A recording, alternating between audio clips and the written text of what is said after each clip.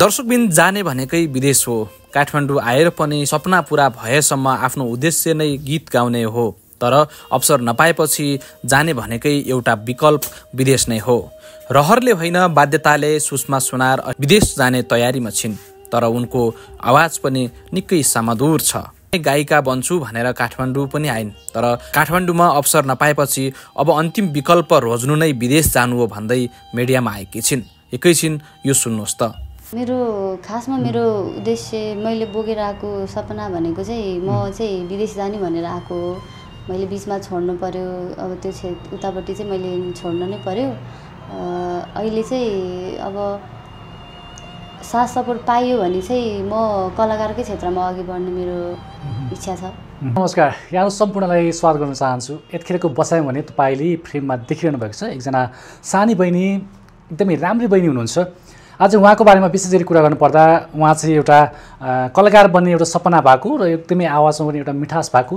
म पनि एउटा गायक बन्न चाहन्छु। मेरो आवाजलाई पनि आम दर्शक माझमा लानु पर्यो दाइ भनिसकेपछि हामी यतिखेर बहिनीले हाम्रो स्टुडियोमा निम्ताएका छौँ।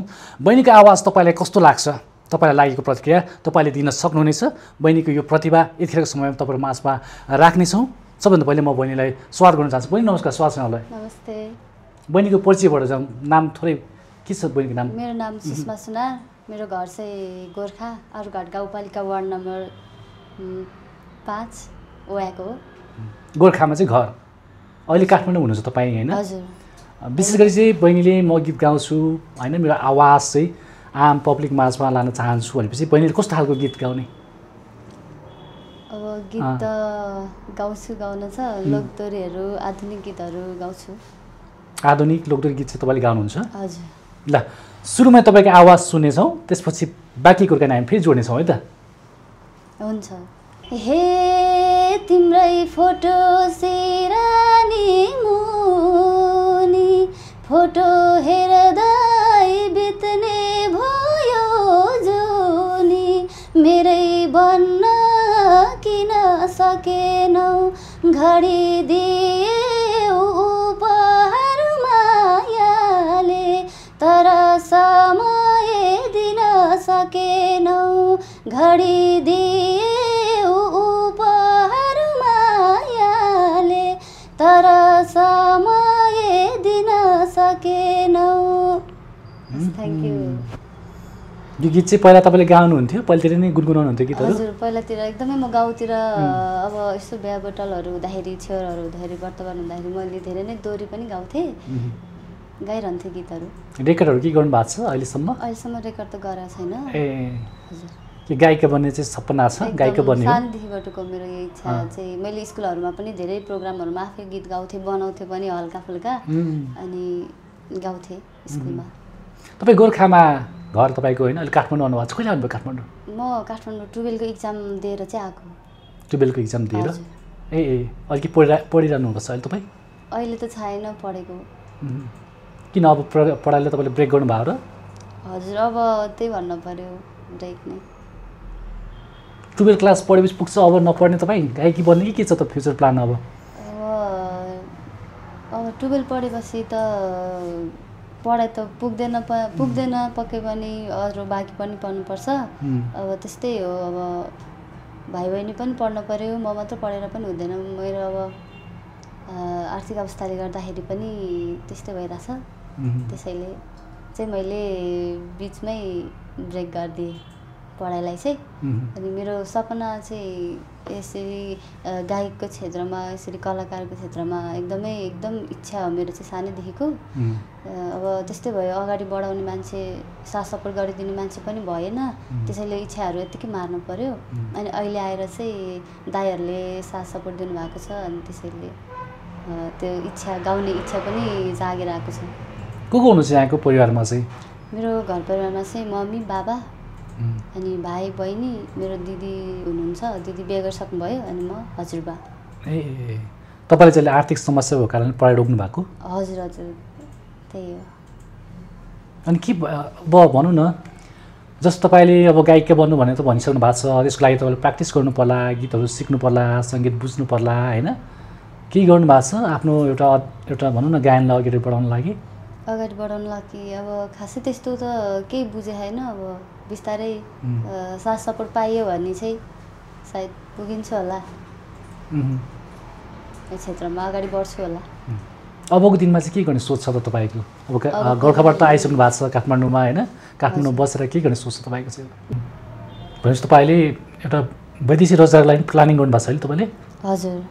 कुन देशमा कि प्रोसेस गरिसक्नु भएको छ कि अथवा प्लान मात्रै गर्नुभएको छ? हजुर, प्रोसेस गरेर पनि छोडेको नै हो, दुबईको लागि मैले गरेको थिएँ, छोडेँ।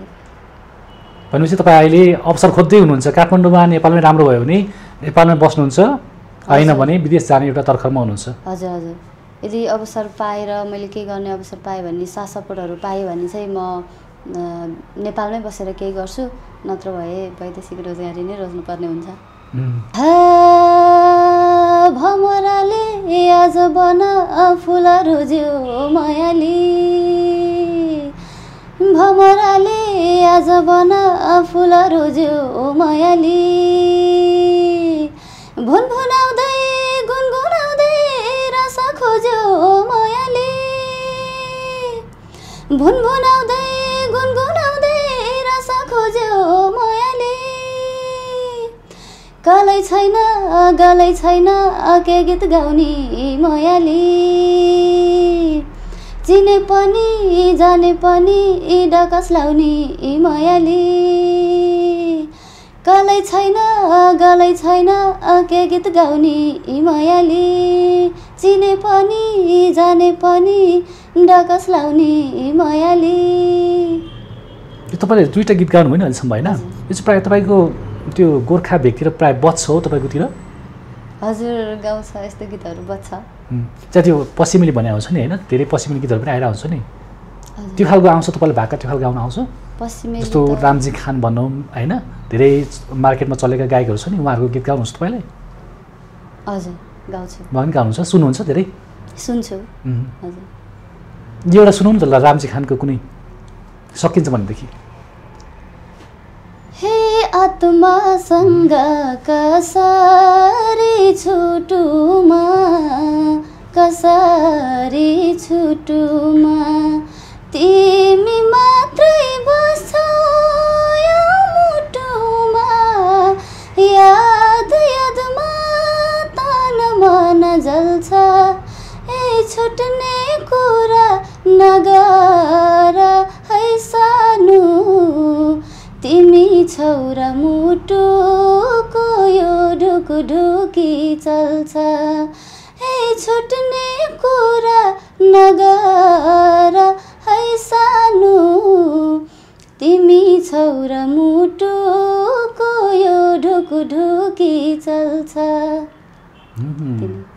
स्वर त एकदम मिठो लाग्यो, अवश्य पनि आम अडियन्सहरूलाई पनि मन पऱ्यो भने चाहिँ हामीले महसुस गर्न सक्छौँ होइन, धेरै कुरा त सिक्नु पर्ला। र पनि अहिले तपाईँ राम्रै पनि हुनुहुन्छ होइन, आवाज पनि त्यत्तिकै मिठो छ। बहिनीको समस्या भनेको चाहिँ अहिले एउटा आर्थिक समस्या भनौँ न होइन, आर्थिक समस्याले त पढाइ पनि छोड्नु पऱ्यो, घर परिवारबाट एउटा साथ सपोर्ट पनि छैन, कसरी बढ्ने त अब साङ्गीतिक क्षेत्रमा होइन, अलिकति आर्थिक सपोर्ट त चाहिन्छ नै, कसरी बढ्ने सोच राख्नु भएको छ तपाईँले? अब यदि कसैले साथ सपोर्ट दिनुभयो भने चाहिँ अगाडि बढ्छु, त्यही छ। तपाईँको यो आवाजहरू योभन्दा अगाडि कसैले सुनाउनु भएको छ तपाईँले चिनी जानेको भनौँ न, एउटा यो सङ्गीत क्षेत्रमा भएका व्यक्तिलाई तपाईँको आवाजको बारेमा कसैलाई थाहा छ? हजुर, मेट्रो नेपालमा अहिले काम गर्दै आइरहनु भएको पूर्णमान विश्वकर्मा उहाँ दाइले चाहिँ मेरो इन्टरभ्यू लिनु भएको थियो। उहाँले चाहिँ मेरो स्वरलाई, मेरो आवाजलाई चाहिँ जनता माझमा चाहिँ प्रसारण गर्नुभएको छ, उहाँलाई धन्यवाद भन्न चाहन्छु। के भन्छ तपाईँले यसरी गीत गाउँदाखेरि, सानैदेखि गीत गाउँछु भन्नुभयो होइन, र तपाईँको आवाज सुने जो तपाईँको साथीहरू भनौँ, तपाईँको फ्यामिलीहरूले होइन, के भन्नुहुन्छ तपाईँको आवाजलाई चाहिँ कतिको राम्रो छ अथवा के भन्नुहुन्छ? हजुर, कस्तो प्रतिक्रिया पाइरहनुहोस् तपाईँले? सबैजनाले धेरै राम्रो छ तिम्रो स्वर, यसरी गाऊ, तिमी नेपाल आइडलमा पनि जाऊ भनेर भन्नुहुन्थ्यो मेरो साथीहरूले, सर मिसहरूले पनि भन्नुहुन्थ्यो। अनि अब त्यस्तै हो, अब अवसर दिने मान्छेहरू नहुँदाखेरि, साथ सपोर्ट गर्ने मान्छेहरू नहुँदाखेरि आफ्नो इच्छाहरूलाई चाहिँ मार्नुपर्ने हुँदो रहेछ। त्यसैले सपोर्ट गर्नुहुन्छ मेरो फ्यामिलीहरूले त एकदम धेरै सपोर्ट गर्नुहुन्छ। फ्यामिलीले चाहिँ यदि सकिन्छ भने उहाँले सकेको चाहिँ गर्नुहुन्छ हजुर होइन?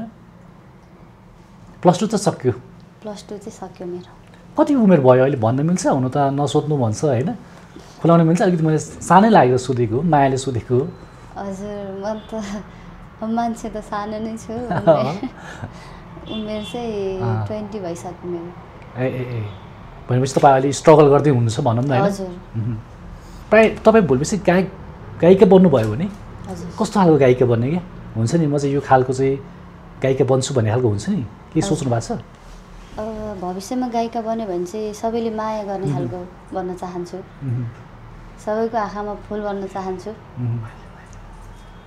अब सबैजना राम्रो हुनुहुन्छ सबैले आफ्नो ठाउँमा सबैजना आफ्नो ठाउँमा राम्रो हुनुहुन्छ तर पनि मलाई मनपर्ने चाहिँ अब एलिना चौहान रचना रिमाल शान्तिश्री परियार उहाँहरू चाहिँ मनपर्छ मलाई एकदम धेरै एलिना चौहानको रचना रिमालको आउँछ कुनै त्यो त उहाँहरू त फरक विधा हुनुहुन्छ नि होइन लोकगीत त हुनुहुन्न उहाँहरूको कुनै गीत आउँछ तपाईँले गाउनुहुन्छ चर्किएको ऐनासरी फुट्यो हाम्रो माया तिमीले घात गरेपछि छुट्यो हाम्रो माया चोखो माया गर्ने मेरो दिल तोडी गयो छुट्ने बेला चिनो आफै फोटो छोडी गयो फोटो फिल्ममा कहिले मिलन कहिले बिछोड माया प्रेममा फोटो फिल्ममा सधैँ उस्तै नहुने यो माया प्रेममा यो चाहिँ रचना रिमालको गीत हजुर देख्नु भएको छ कहिले रचना रिमाललाई भेट्नु भएको छ तपाईँले भेटेको त छैन देखेको चाहिँ छु ए कस्तो लाग्छ तपाईँले उहाँ चाहिँ पर्सनली राम्रो लाग्छ उहाँको स्वरहरू मिठो छ मिठो छ है अनि उहाँहरू जस्तै उहाँहरू पनि त एउटा मिडियाको थ्रुबाट आउनु भएको हो नि त होइन उहाँको आवाज पनि गाउँघरमा थियो कुनै बेलामा उहाँलाई मिडियाले ल्याएर आज त्यो स्थान हुनुहुन्छ नि त आज तपाईँको साथमा नि अब मिडिया छ भर्खर मिडिया फेस गर्दै हुनुहुन्छ योभन्दा अगाडि चाहिँ तपाईँले कतै मिडियासँग यसरी सोसियल मिडियामा आउने त्यो ट्राई गर्नु भन्नु तपाईँले सोसियल मिडियामा आउने ट्राई त अब मैले पहिला त गरिनँ आउन त चाहन्थेँ तर कुनै सपोर्ट साथ थिएन नि त त्यसैले चाहिँ आउन सकिएन आउने चाहिँ ठुलो रहर थियो म पनि मैले हेर्थेँ अब भनौँ न रचना रिमाल उहाँहरूको इन्टरभ्यू हेर्दाखेरि मलाई पनि त्यो दिम जस्तो लाग्थ्यो म पनि गाउँ जस्तो लाग्थ्यो म पनि कुनै दिन यसरी नै मिडियाको सामु सबै दर्शक माझमा मेरो आवाजलाई सुनाउँछु भन्ने त्यो लाग्थ्यो तर कुनै साथ सपोर्ट नहुँदाखेरि चाहिँ मैले त्यो अब इच्छा मात्र रहर मात्र भयो मेरो त्यो चाहिँ इच्छालाई मार्नै पर्यो अहिले चाहिँ खुसी लागेको छ यसरी मिडियाको सामु मैले यसरी आफ्नो प्रतिभा देखाउन पाउँदा एकदम खुसी लागेको छ अहिले धेरै प्लेटफर्म पनि छ नि तपाईँले भने जस्तो अब भोइस अफ नेपाल